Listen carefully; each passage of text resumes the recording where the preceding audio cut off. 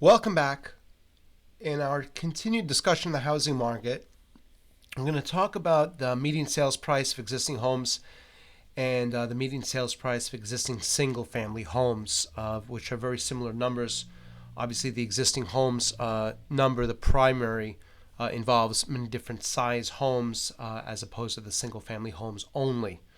But essentially, those numbers are calculated where half the existing homes are sold for more and half of the homes are sold for less. That's how they calculate the median sales price.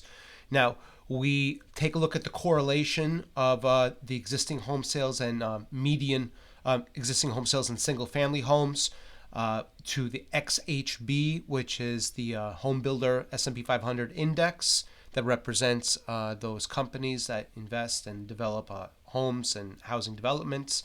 We have a 72 and 71% negative correlation, respectively. A negative 100% correlation indicates that when one stock goes up by 1 point, the other goes down by exactly 1 point. So a negative 71, 72% correlation indicates a very strong inverse correlation when the existing home sales, or the median sales price, I should say, of existing homes or single family homes goes up.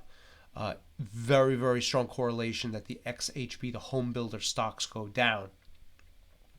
And we can see, for example, the XHB Home Builder Index shown by red, and the green line is the median sales price of existing homes. We can see historically, at least going back around 13 months in November of 2021, when one price goes up, the XHB goes down. Now we have a convergence of sorts as the existing home sales goes down and the XHB starts to tick up to some extent. And the same pattern exists also with the single family homes number. There's actually very little difference between the two. And we can see the single family homes here shown by red, and the blue line is the median sales price of standard existing homes. The federal funds rate is shown by the area chart in yellow, and we can see around April, May of this year, 2022, when the Federal Reserve really embarked on a massive interest rate tightening cycle, we can see the sales price of these homes ceased their uptrend and started to trend in a very strong manner to the downside. And this logically takes place very simply because as interest rates go up higher, each home becomes more expensive for the consumer, assuming they're taking on a mortgage as well.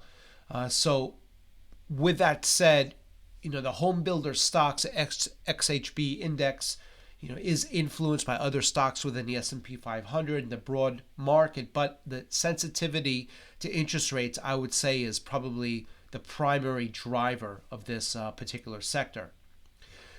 In addition, we can take a look at the XHB versus the federal funds rate. This is the upper range for the federal funds rate. So we're currently at around a 3.5%, 3.25%, 3.5% at the moment federal funds rate. And we can see that over time, as interest rates go up, this tends to weigh heavily on the XHB. And how this impacts, again, the sale of existing homes, the sales price, we should say, is that the prices must come down if interest rates go up. So if we do expect interest rates to climb higher and continue in its current course, or at the minimum stay at lofty levels and not come to the downside, then I would expect to see continued weight on the XHB, on the home builder index, and all other really related industries, all those other components and complementary industries that are related to the production of homes that certainly will be tied together with the XHB, with the home builder index. And again, if we expect the federal funds rate to go down, the federal funds rate in and of itself is a lagging indicator. So if we do want to anticipate that this will turn back to the downside, then I would look to the other more leading indicators, the leading indicators that lead to a Federal Reserve decision.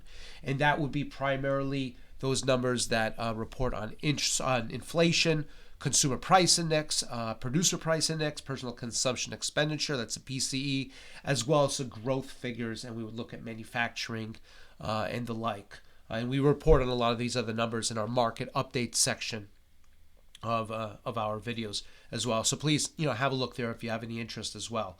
The federal funds rate, lastly, is really probably the most lagging of all indicators, because if you think about it, the federal funds rate is decided every 6 weeks based on CPI, PPI, and the other growth numbers as well.